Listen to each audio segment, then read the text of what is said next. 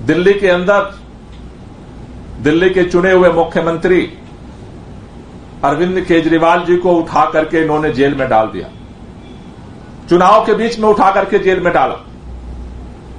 भारत के गांव से लेकर के दुनिया के हर हिस्से तक एक चुने हुए मुख्यमंत्री को जेल में डालने की सरकार की तानाशाही का विरोध हुआ, लेकिन सरकार जिद पर अड़ी रही।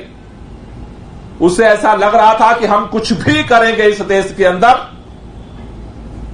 और लोग हमें 400 सीटें दे करके इस तानाशाही को आगे जारी रखने का मौका दे देंगे।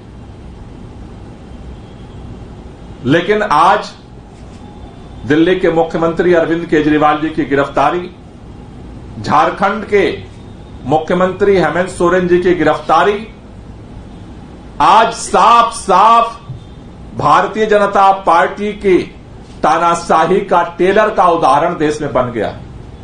आज पूरे देश में एक ही बात लोग पूछते हैं कि इस देश में यह सरकार कैसे तानाशाही स्थापित कर रही है।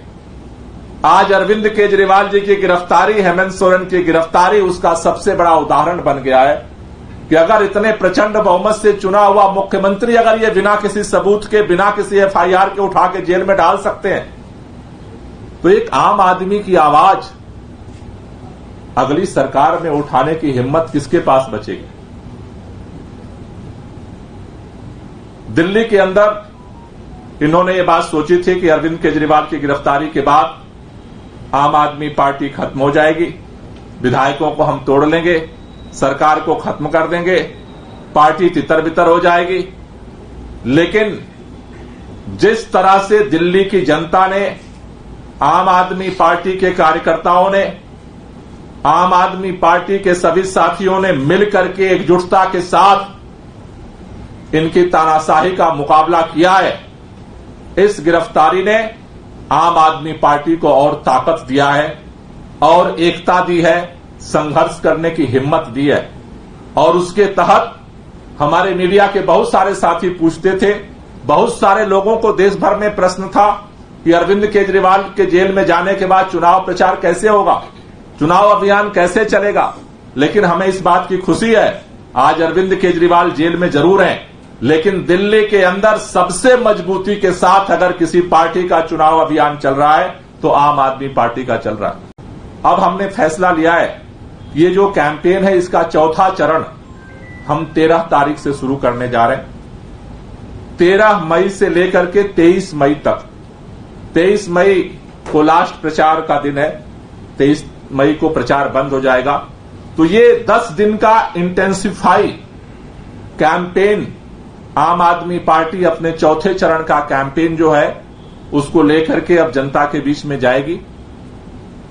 इसके लिए हमने 4 मुख्य तौर पर अलग अलग जो समाज का हिस्सा है उनको हम टारगेट कर रहे हैं। जो हमारा जो चौथे चरण का कैंपेन है उसमें हम पूर्वी दिल्ली लोकसभा से ट्रेड टाउन हॉल हम शुरू करेंगे, जो सभी लोकसभाओं में अलग अलग जगहों पर आयोजित किया जाएगा।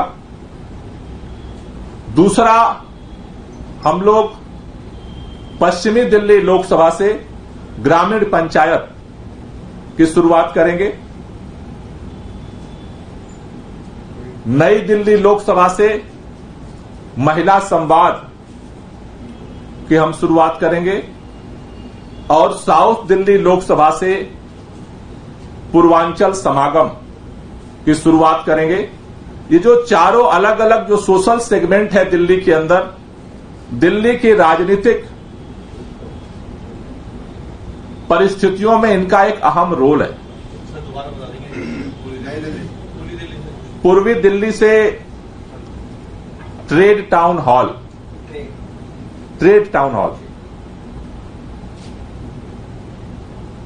पश्चिमी दिल्ली से ग्रामीण पंचायत, नई दिल्ली से महिला संवाद और साउथ दिल्ली से पूर्वांचल समागम। ये हम इन लोकसभा से इसकी शुरुआत कर रहे हैं। 13 तारीख से 23 तारीख के बीच में ये सभी कार्यक्रम अलग अलग कॉन्स्टिट्यूंसी में होंगे। जैसे ट्रेड टाउन हॉल हम पूर्वी दिल्ली से शुरू कर रहे हैं, लेकिन वो नई दिल्ली में भी होगा, पश्चिम में भी होगा, साउथ में भी होगा। उसी तरह से ग्रामीण पंचायत भी 4 लोकसभा क्षेत्रों में होगा, पूर्वांचल समागम भी 4 लोकसभा क्षेत्रों में होगा, महिला संवाद भी 4 लोकसभा क्षेत्रों में होगा। ये टारगेटेड तरीके से इस पर हम चर्चा करेंगे, क्योंकि अरविंद केजरीवाल जी के नेतृत्व में आम आदमी पार्टी की सरकार ने बहुत सारे काम किए, चाहे वो बिजली हो, पानी हो, स्कूल हो, अस्पताल हो, महिलाओं की यात्रा हो, बुजुर्गों की तीर्थ यात्रा हो, बहुत तरह के काम किए। लेकिन ट्रेड टाउन हॉल में हम स्पेसिफिक चर्चा करेंगे कि व्यापारियों के लिए सरकार ने क्या क्या काम किया है, और वो हमारे लोकसभा प्रत्याशी से जो सांसद बनेंगे तो हमसे क्या उम्मीद रखते हैं।